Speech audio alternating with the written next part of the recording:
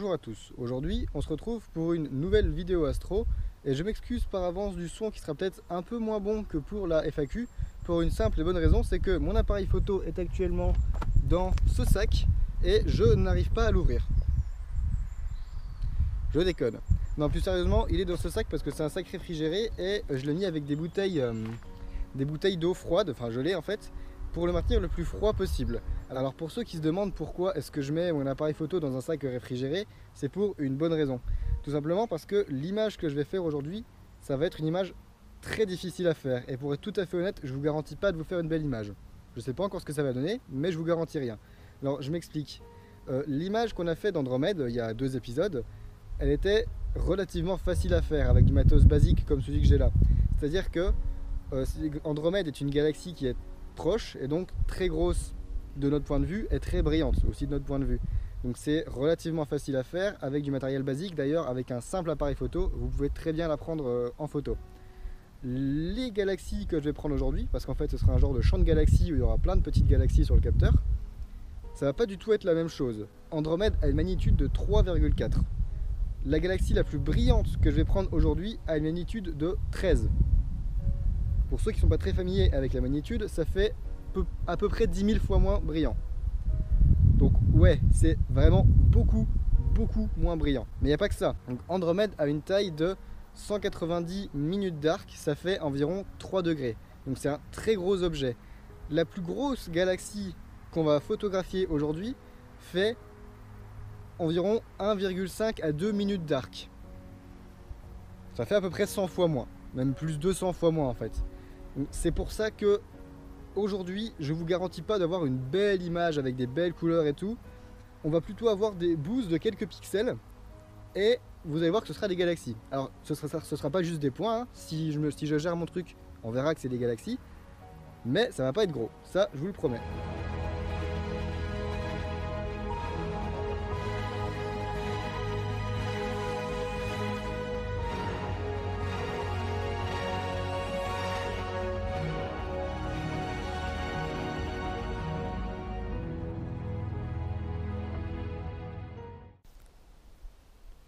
Bon, première bonne nouvelle de la soirée, j'ai fait quelques tests. Là, le télescope il pointe en direction de notre ami le champ de galaxies. Et plutôt bonne nouvelle, c'est que on arrive déjà à voir les galaxies. Je vais essayer d'éteindre ça, pouf, directement sur les brutes, ce qui est une bonne chose. Si je zoome par là-bas, vous allez voir. Alors je vais vous mettre une image parce que ça ne se voit pas du tout à la caméra. Mais sur cette image, on voit qu'il y a certains points qui sont des vrais points bien nets, bien précis, et d'autres points qui sont plus des taches, je vous les entoure.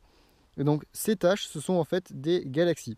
Donc première bonne nouvelle, on voit les galaxies sur les brutes, donc j'ai toutes mes chances de réussir à les voir correctement sur l'image finale. Alors comme je vous l'ai dit, elles sont très petites.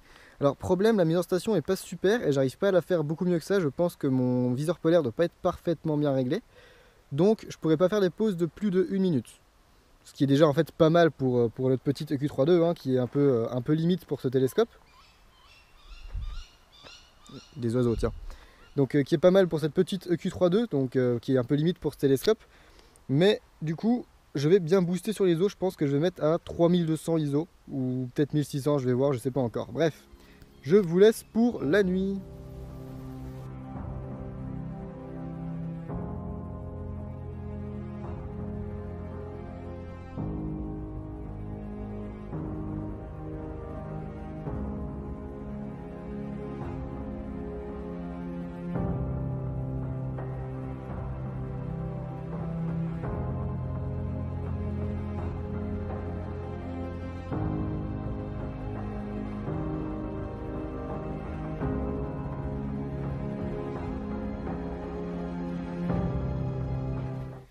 Bon voilà, c'est la fin de la nuit d'astro et je suis assez content parce que globalement j'ai réussi à faire à peu près tout ce que j'avais envie de faire, c'est-à-dire toutes les images ont l'air pas trop mal, le suivi était tout à fait correct, hein. J'ai réussi à faire des pauses de 45 secondes avec un ISO d'environ, j'étais à 3200 il me semble, ça doit être ça. Et j'ai eu le temps de faire tous mes darks, donc tout s'est plutôt bien passé. Qu'est-ce que je peux dire d'autre? Oui, ça me fait penser, j'ai jamais trop présenté l'endroit où je fais mes photos. Parce que depuis les 3 derniers épisodes, c'est le même. Alors en fait, je suis pas très loin de Vaison-la-Romaine. Pour ceux qui connaissent, il y a le Mont Ventoux qui est par là-bas.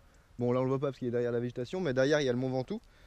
Donc c'est par là que je fais les photos depuis les 3 derniers épisodes. Et les 3 premiers épisodes d'Astrophoto, c'était dans les Alpes. Donc là où habite ma mère, donc c'est paumé dans les Alpes, c'est très sympa pour faire de l'astrophoto. Je vais saturer mon ordi à force de faire l'astro tous les week-ends parce que j'ai récupéré 16 Go d'images cette nuit, ce qui commence à faire pas mal. Je crois que j'en ai 4 ou 500, vu que j'ai fait des pauses relativement courtes de 45 secondes, ça en fait forcément beaucoup.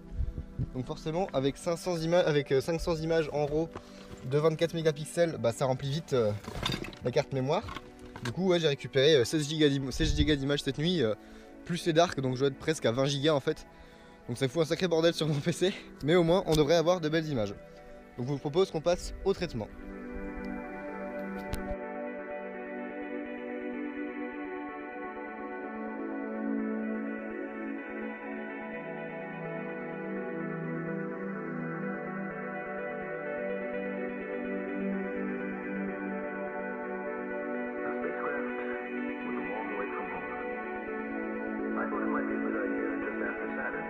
Jusqu'à présent, le logiciel que j'utilise pour faire mes traitements astrophoto, c'est Deep Sky Stacker. Ce logiciel, il a l'avantage d'être très simple à utiliser, c'est-à-dire vous lui mettez vos images, vos images brutes, vos darks, si vous en avez des flats, des offsets, et il vous fait le traitement, vous avez presque rien à faire. C'est super simple à utiliser et c'est son gros avantage. Mais il est limité parce que du coup, on a un petit peu moins de choix sur les options. Alors il y a évidemment les options, mais il y a moins de choix. Mais récemment, il y a un abonné qui m'a proposé, plutôt que d'utiliser Deep Sky Stacker, d'utiliser le logiciel Cyril. Alors, d'après son expérience, elle avait l'air de me dire que c'était mieux. Et je me suis dit que bah, c'était peut-être l'occasion de changer de logiciel et de passer sur un truc un peu plus ouvert au niveau des paramètres, où on puisse vraiment tout paramétrer nous-mêmes et totalement.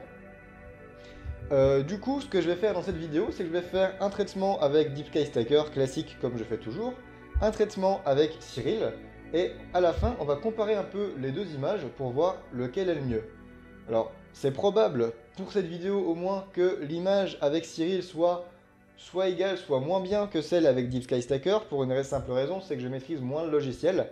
Donc forcément, bah, les images seront potentiellement moins bonnes, puisque bah, du coup, je connaîtrai moins les paramètres optimaux pour mes images. Donc ce que je vous propose dans cette vidéo, on va aller un peu plus loin que d'habitude parce qu'un certain nombre d'entre vous m'ont demandé des tutos. Donc ce que je vais faire, parce que je vais pas le faire dans cette vidéo parce que sinon ça va être beaucoup trop long. Alors je vous mets en lien une vidéo que j'ai fait exprès sur un tuto rapide sur Deep Sky Stacker. Alors quand je dis rapide, c'est tout simplement parce que faire un vrai tuto sur Deep Sky Stacker, je le ferai un jour, mais ça va prendre beaucoup de temps pour que je puisse vraiment bien comprendre toutes les fonctions de traitement et vous expliquer à quoi elles servent et pour que vous sachiez quand les utiliser. Ça, je le ferai quand j'aurai le temps, parce que ce moment, c'est l'école d'ingénieur, c'est un peu le rush, donc j'ai pas vraiment le temps. Et pour Cyril aussi, un jour, je vous ferai un tuto, mais je commence seulement à l'utiliser. Donc je peux pas vraiment vous apprendre à l'utiliser, alors que moi-même, je le maîtrise pas totalement. Donc si vous voulez l'utiliser vous-même, il y a deux choses à faire. Premièrement, moi j'ai appris avec cette vidéo, qui est donc une vidéo d'un personnage que je ne connais pas, mais qui a fait ça vachement bien et qui a tout bien expliqué, avec dark, flat, offset, toutes les subtilités. Moi j'ai trouvé ça vachement bien. La vidéo est un peu longue, mais c'est très bien. Et sinon, il y a la chaîne de Cyril, donc qui est le mec qui a développé le logiciel, enfin le mec ou le groupe de personnes, et qui fait les tutos lui-même et qui explique un peu les nouveautés à chaque version et qui explique comment faire. Donc je vous mets tout ça dans les descriptions et dans les fiches. Et voilà, donc maintenant je vous propose, pour ceux qui veulent voir un peu le traitement un peu plus détaillé sur Deep Sky Stacker, d'aller voir dans la fiche que je vous ai mis tout à l'heure. Et pour ceux qui s'en foutent, eh ben, on va justement passer aux images finales. Et voilà, vous avez ici les images finales avec à droite celle de Deep Sky Stacker et à gauche celle de Cyril. Bon, là, il n'y a pas de différence très flagrante pour une simple et bonne raison, c'est qu'il n'y a pas de gros objets au centre qui peut être plus ou moins joli, il n'y a quasiment que des points et des minuscules galaxies.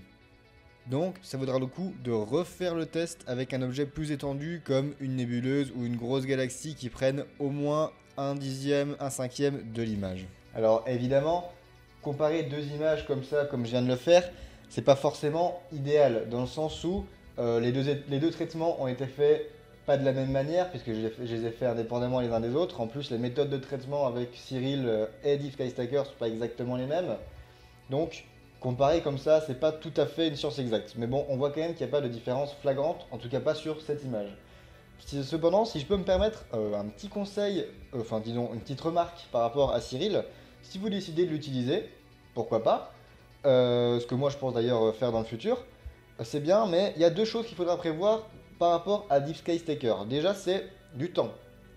Parce que dans DeepSkyStacker, comme je l'ai dit, tout se fait tout seul. Dans Cyril, chaque étape qui se fait automatiquement dans DeepSkyStacker, il faut la faire manuellement. Il faut soi-même empiler les darks, il faut soi-même recaler les images. Alors quand je dis soi-même, c'est soi-même le dire au logiciel. Alors après, le logiciel le fait tout seul. Donc c'est quand même plus long. Et deuxième conseil, prévoyez beaucoup de place. Pour une simple et bonne raison, c'est que contrairement à DeepSkyStacker, Cyril crée de nouvelles images intermédiaires à chaque fois que vous faites une étape du traitement. C'est-à-dire que quand vous faites, par exemple, quand vous faites le recalage de vos images les unes sur les autres, Cyril va recréer plein de nouvelles images qui seront décalées de façon à ce que quand on va les empiler, elles seront toutes recalées. Pareil, quand vous allez les empiler, donc assembler toutes les images pour faire la moyenne de la lumière et tout, il va recréer encore une fois toutes les nouvelles images. Enfin, bref, à chaque fois, il recrée tout un plat d'images. Ce qui fait que moi, avec mes images, je me suis retrouvé avec un fichier de 100 Go d'images intermédiaires. Ce qui fait beaucoup, hein, ça fait un dixième de mon disque dur juste pour une seule image. Bon, alors, évidemment, j'avais presque 600 images, plus une centaine d'images de dark. Je vais peut-être un peu exagérer sur ce point-là, mais j'avais pas d'offset ni de flat. Donc, il y avait quand même un peu moins d'espace de prix. Donc faites quand même attention parce que si vous avez plus d'images que moi, ce qui est totalement possible, hein, il y en a qui prennent 2000 images et qui les assemblent de façon un peu à avoir des temps de pause très courts, ça peut être utile dans certains cas. Faites attention sur ce point-là, hein, ça prend vite beaucoup de place et prévoyez éventuellement un disque dur à côté. Mais sinon, Cyril fonctionne très bien et je pense que je vais continuer à le prendre en main et que à terme je vous ferai un tuto sur le logiciel quand j'aurai vraiment tout bien compris. Je sais pas si vous vous souvenez, mais au début de cette vidéo qui commence à être carrément longue, je vous avais promis de vous présenter des galaxies qui feraient quelques pixels de large, mais qu'on serait quand même capable d'identifier comme étant des galaxies. Et je vous ai pas menti parce que dans cette image, il y a une bonne dizaine de galaxies identifiables. Donc, ce que je vous propose de faire, c'est que, à partir de maintenant, je vais vous apprendre avec une autre image comment différencier une toute petite galaxie d'une étoile. Et d'ici à la prochaine vidéo qui sortira dans 1 ou 2 semaines, je vais vous laisser les deux images et vous me direz en commentaire combien de galaxies vous avez été capable d'identifier sur cette image. Voilà l'image sur laquelle on va s'entraîner à différencier une galaxie d'une étoile.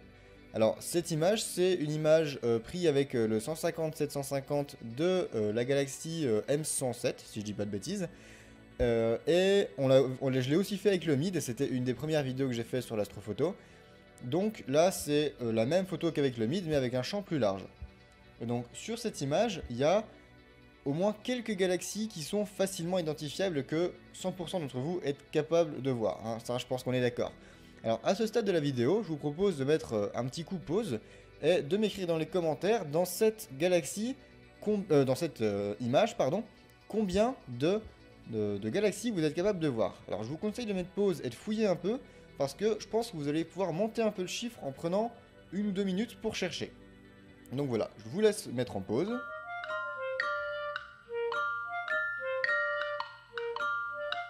Non, ça c'est pas ma musique. Il fait des très jolies vidéos lui, mais ça c'est pas ma musique. Bref, j'espère que vous avez noté combien de galaxies vous avez vues.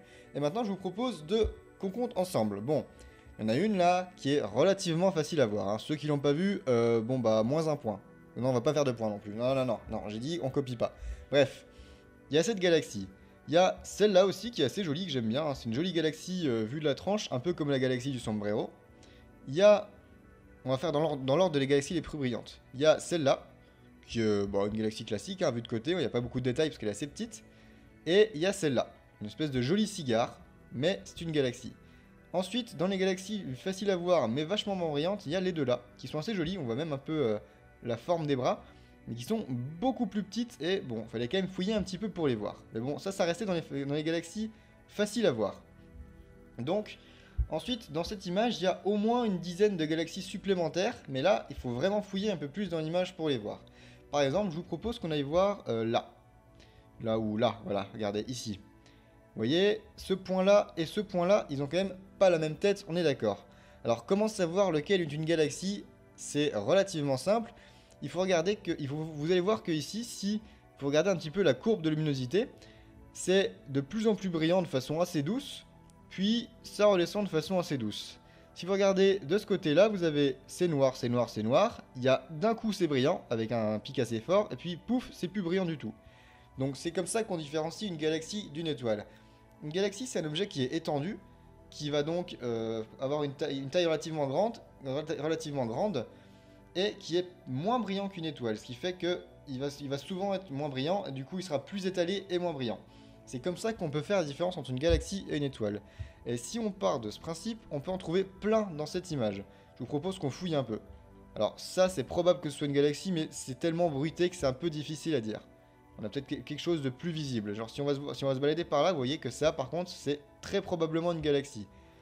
On voit que c'est très étendu, ça fait effectivement la courbe de lumière. Alors elle a un peu une drôle de tronche celle-là, mais c'est pareil, elle est très peu brillante. Alors après, quand c'est vraiment très sombre, ça devient difficile à dire. Genre là, savoir si c'est une galaxie ou une étoile, c'est à peu près impossible de le dire. En tout cas, moi, j'en suis pas capable, je saurais pas trancher. Allez, on essaie d'en retrouver encore une ou deux, pour le plaisir. Ça, vous voyez, c'est quand même beaucoup plus étendu qu'une étoile.